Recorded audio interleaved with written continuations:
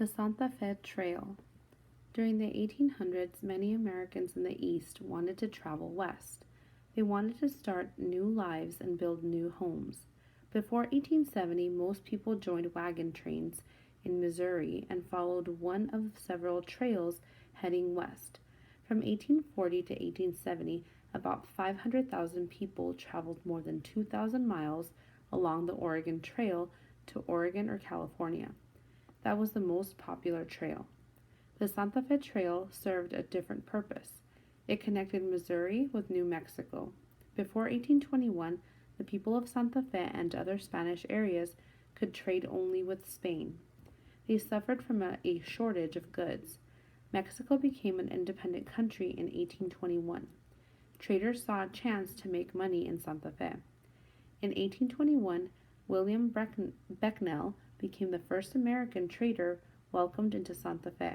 He returned home months later with large profits. Soon, wagon trains loaded with goods made the 900-mile trip regularly. Traders often went beyond Santa Fe to sell their goods, and profits remained high. In 1843, more than 200 wagons and 350 men brought goods to Santa Fe. The goods were worth about $450,000 then, equal to more than $13 million today. More than half of the goods were taken beyond Santa Fe for trade in Mexico.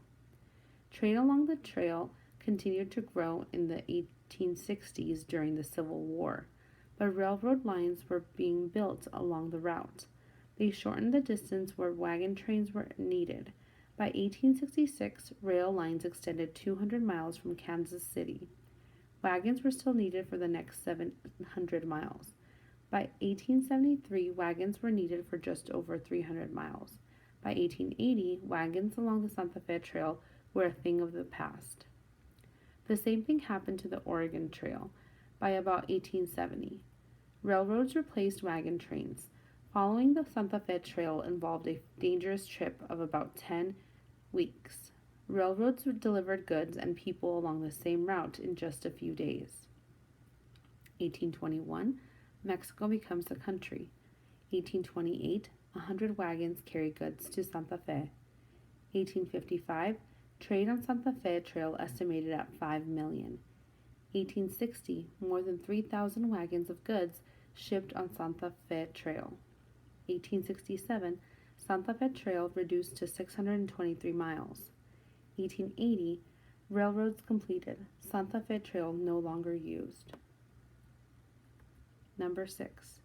Which word is an antonym for suffered in paragraph 2? A. Enjoyed. B. Recovered.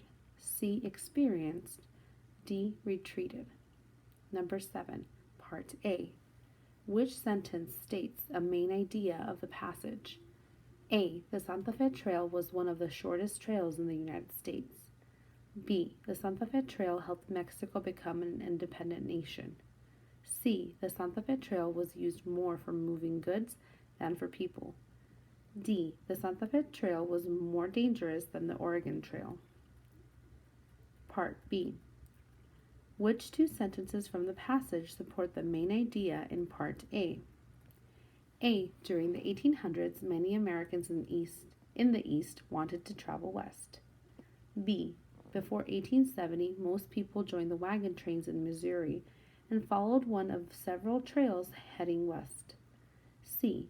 From 1840 to 1870, about 500,000 people traveled more than 2,000 miles along the Oregon Trail to Oregon or California. D.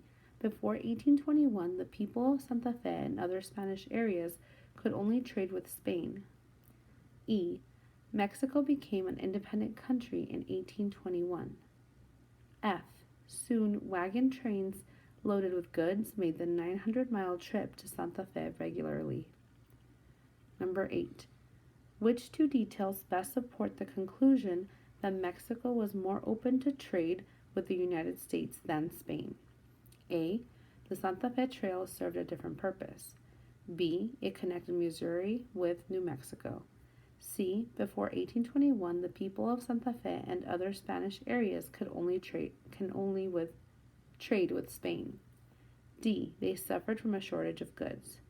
E. Mexico became an independent country in 1821. F. Traders saw a chance to make money in Santa Fe. G. In 1821, William Becknell became the first American trader welcomed in Santa Fe. H. He returned home months later with large profits. Number 9. In 1843, how many people brought wagons to Santa Fe? A. 200, B. 350, C. 700, D. 300. Number 10. Use details from the passage to explain how the building of railroad lines changed the Santa Fe Trail.